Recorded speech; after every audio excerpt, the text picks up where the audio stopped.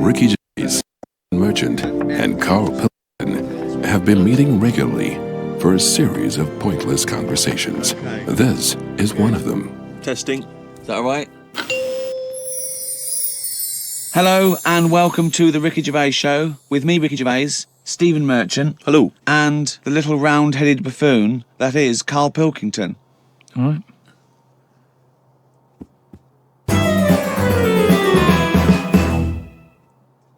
We do, of course, Rick, every week get thousands of emails. Emily from New York has asked Carl this.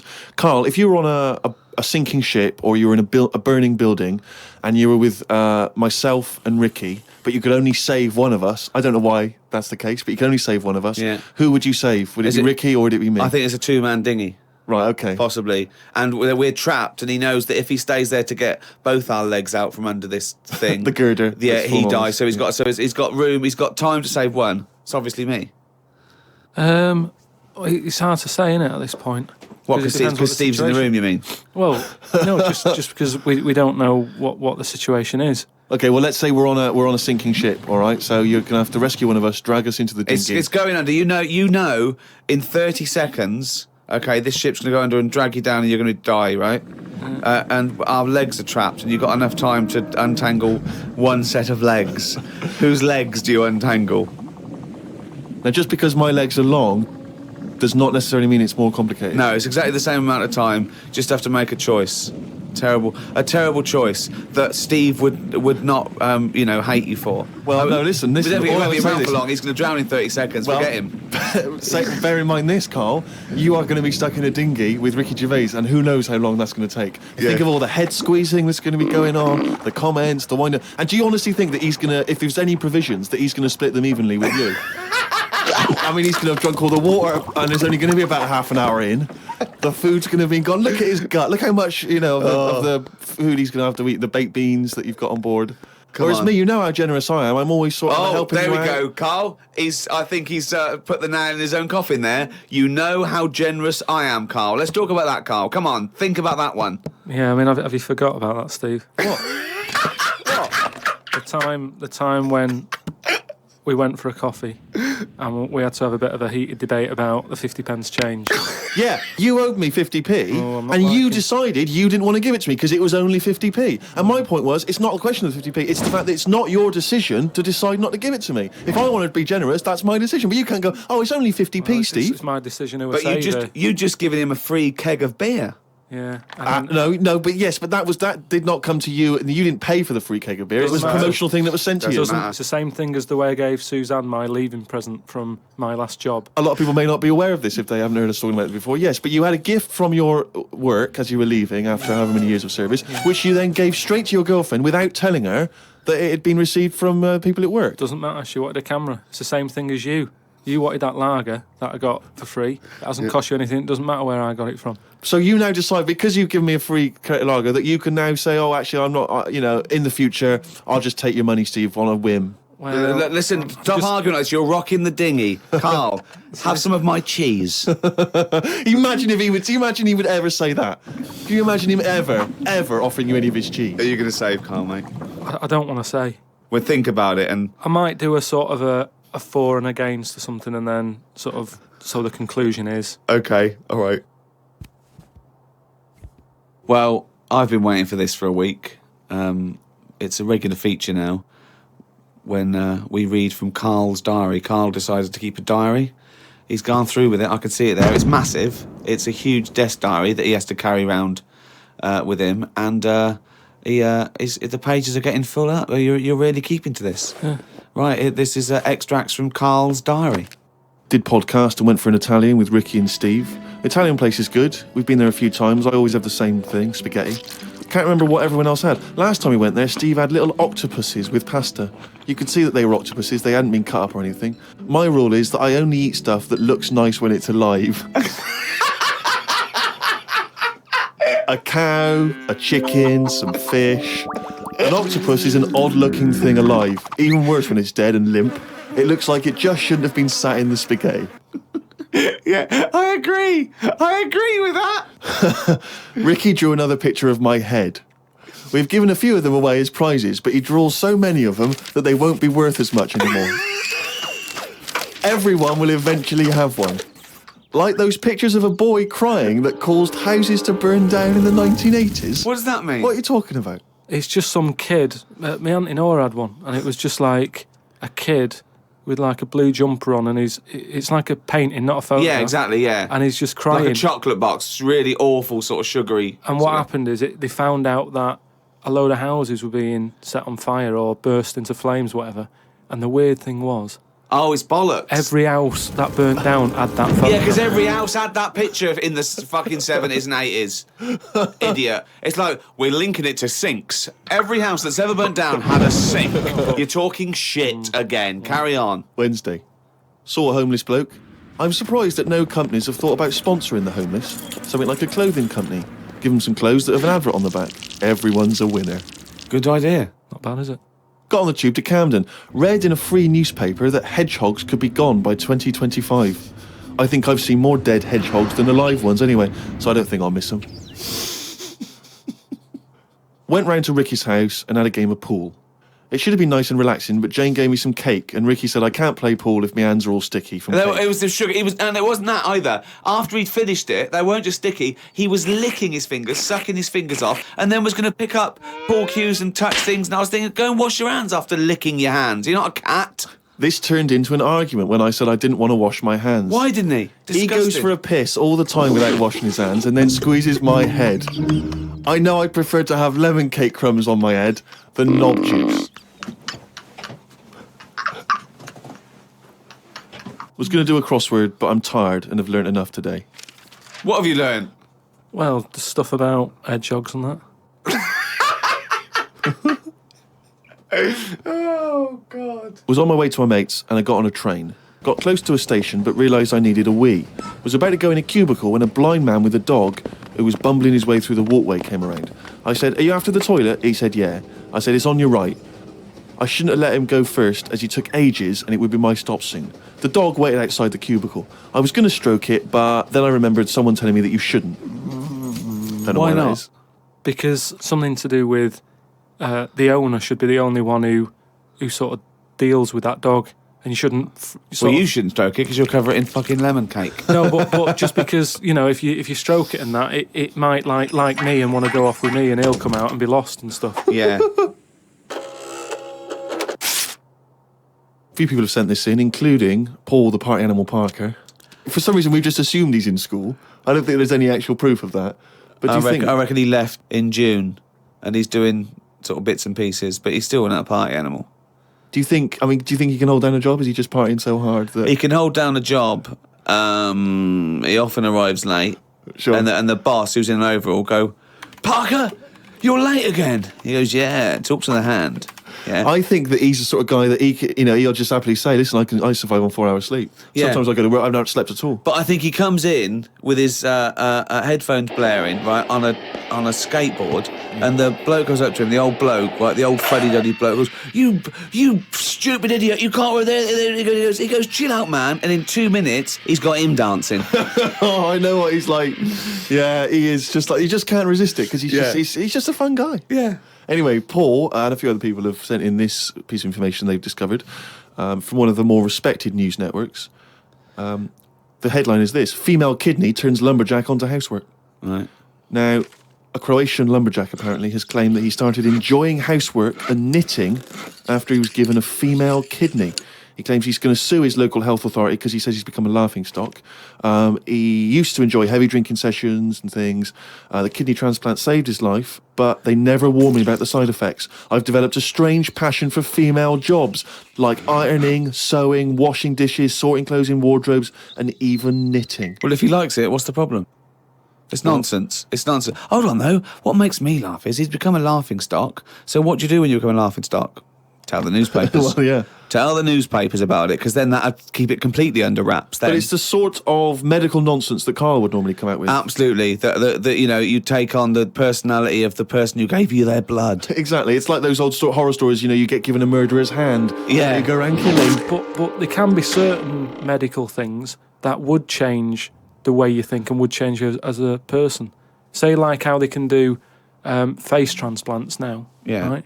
I mean, I don't quite understand how this face transplants work, because do you get a choice of who you have? If you have something done to your face and you go, it's burnt or whatever, or something happens to you and you need a face transplant. Well, if you totally changed your appearance, then you would eventually change because of how people reacted to you. Yeah, but I mean, if you gave yourself the head of an elephant, soon you wouldn't be yourself. Because I wouldn't have it. I wouldn't have that. That's what I'm saying. If they had a catalogue and they said, here's some faces you can have, pick which one you want. Yeah. Would you be looked upon badly if you go, do you know what? I don't really like the look of any of them. Can I just wait for a better face? Or at this moment in time, have you just got to take what's on offer? Carl, there's no one looking through catalogues at faces they might be able to have. No, they do now because of the face transplant thing. But who are these people putting their face up for? They wait till someone... Yeah, I know, but at some point... Well, I tell you what, I would not have a face transplant if I haven't seen the face before I'm going to have it. You had to... I want to see what I'm having. Because I could end up with anything. You mentioned elephant's head. What do you know what I mean? Whose head are they going to use? Is it the latest thing that's died? Oh, well, this got run over before. Yeah, I'll stick this on your head. But where has this come from? Where From are his these mind. people? Where are these faces queuing up to be popped on a skull? Where do you think they have got time to put all these... Maybe this is why it won't catch on. I don't know. This is extraordinary. You've created in your own head the existence of this pamphlet, and now you're defending it, even though we don't know it even exists. And you're this skull on a hospital bed going, I'm not having that. I don't like the look of him. He looks a bit shifty. Oh, I don't like that. Oh, no. Can I ask this now? Let's say we passed away sadly in something terribly tragic. The nation's mourned. It's terrible. It's like one of the great national disasters. But you, at the same time, you survived the accident, okay, but your face is hideously disfigured. You can take either Ricky's face or mine to have. I'm surprised you're asking this, though, Steve.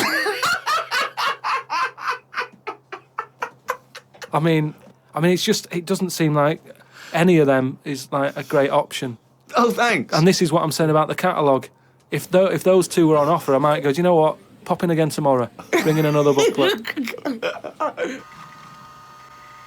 This is from Anne-Marie. She says that she loves the podcast. She listens with her 7-month-old baby. That cannot be a good idea. And she says this to you, Carl. If you had children, what is the most important lesson you'd want to teach them? I mean, in a way, if you sort of look after a kid too much, it doesn't learn that much. But if you let it learn by its mistakes, it'll probably grow up all right. But there are some mistakes you can't afford it to make to learn from. Yeah, driving a car the wrong way down a motorway. Testing if the fire really is hot.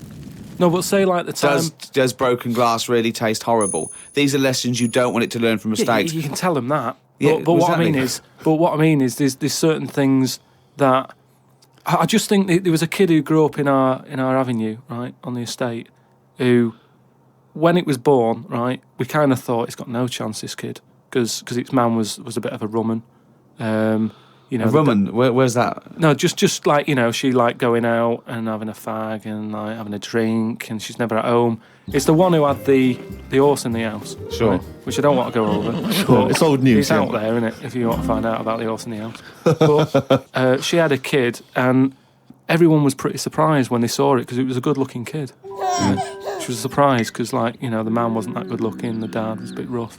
But it came out, and she was showing it around the avenue, going, look at this I've had. And she was chuffed with it, because it's probably like one of the newest things she's ever had, because everything else was always sort of second down and what have you. But suddenly she's got this brand new little baby, right? Anyway, as it grew up, right, those looks went. Right. And I'm not talking getting old, I'm talking by the age of about 3. It looked rough already, right? And all that just happened because that's the life it was in, right? Yeah.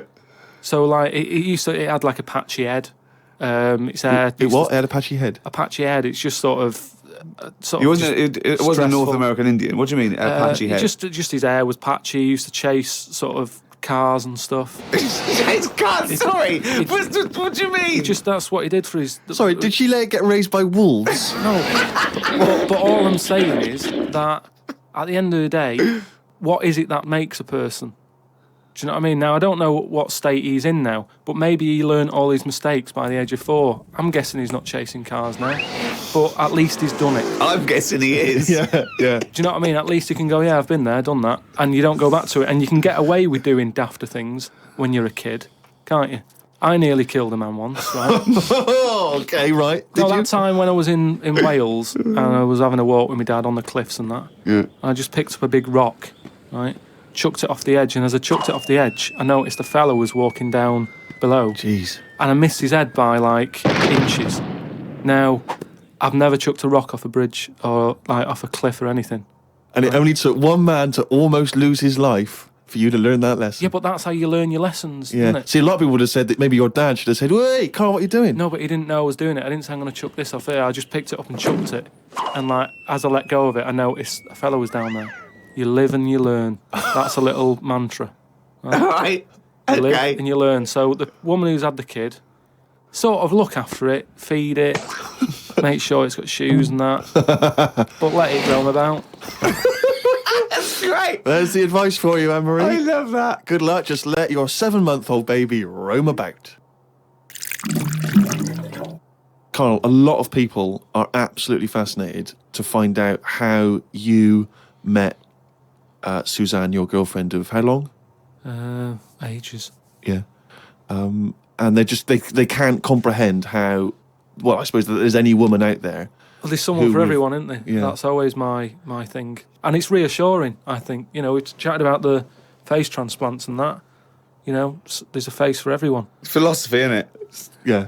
I mean, it's really unbelievable. No, there is someone for everyone, no matter what Yeah. condition you're in or whatever. Yeah. Because I read on the email, someone emailed in an old Chinese proverb. It's something about everything, no matter what it is, has got one talent. And that's the same way in a relationship, innit? That everyone, you know, there's always someone out there. And that I like the Chinese. There's another Chinese proverb that I learned on an email. Go on. He who cuts the wood up warms himself twice. Yeah, that's good. That's good. Yeah. And then someone sent in that one about too many Chinese cooks spoil the broth. Why is that's I don't know who slipped the word Chinese in there, but I heard it as too many cooks. Well, it was spoil. just all sort of Chinese proverbs and that. One of my favourite on the same subject is a camel is a horse designed by committee. What do you mean? Well, it's having a go at the camel, and it shouldn't. But it's just, it's just a metaphor. And if you wanted to design a horse and you had that vision, but you let 12 people in the room have their say, it wouldn't come out as you wanted it to do, and it wouldn't be as good. A vision is more perfect than committee, because everyone having their say, it becomes anodyne, it becomes compromised. Whereas the best things you can do is have an idea and have a vision and auteur that. Rick, can I just say now, I can tell from his look that he's thinking, which committee designed the camel? Well, I'd say, why would you request the ump bit? Because that's just going to get in the way, isn't it? I've always said that about a lot of animals. It's like we've doubled up on a lot of them. We've chatted about elephants and mammoths, one or the other. And that's the same with a camel. I'd have that up there as what they're doing. They were good years ago in the Jesus times and that. Don't need them now. You know what I mean? We've moved on. Well, not people who use camels to cross deserts. What other? Bedouin communities. I'm going to throw some animals at you, and you tell how you'd have improved them if you'd have been designing them. Okay? Mm-hmm. The octopus. So I can now go back. I can look at them and go, "What are they doing?" And where have they gone wrong? What's up with you? How could you improve it? Like the camel, you go lose the amp. I'd probably give it a bit more of a body. Cut down on the arms. And give it some bones, because I don't understand all this. It getting in a jar is good. When does it want to get in a jar? It says... Well, it only wants to get in a jar according to your stories. No, but there's something that says it can get in a jar because it hasn't got any bones, but I don't know why it'd want to do that in the first place. Easy. I can't even begin to answer that. Once again, you've claimed that you've read that they like to get in jars. I mean, how do they know that octopus like to get in jars? Oh God, you can improve on an octopus. Millions and millions of years of evolution, making it perfect for its surroundings. Okay, another animal for you then, Carl. Giraffe? What are they adding to the world? What are they doing? Well, it's not about what they add to the world, No, but is I thought that's what everything's about. It's about things are here for a reason. The reason they're here is because they didn't die. That's it. No, but there seem to be a lot of animals that are like... Do you think there's a lot of cheating? Is that what you're saying? There's I'm a just lot saying, of there just doubling seems to be a up. lot of doubling up. Yeah, so And- you get it down to like 8 animals that represented all of it. So okay, who would get in your team? You can choose No, well, 8 animals. This is what I'm saying. If I was Noah, I would have gone like, hang on a minute. I've just seen something that looks a bit like this. Let it drown and have a clear out. But he didn't. He was messing about saving everything. He was instructed by God to save everything, to be fair to him. Yeah, but if he's been given that job, for me, he's sort of manager of that job. With management. So you believe With Noah as well? management. You believe Noah happened as well, and he built a boat big enough to catch 2 of every species. You actually believe that as fact, do you? Well, it's out there in book form. Brilliant. All right, We haven't answered the question that we started with. How did you meet Suzanne? just at work. Thanks. Oh, chimpanzee, that monkey, you!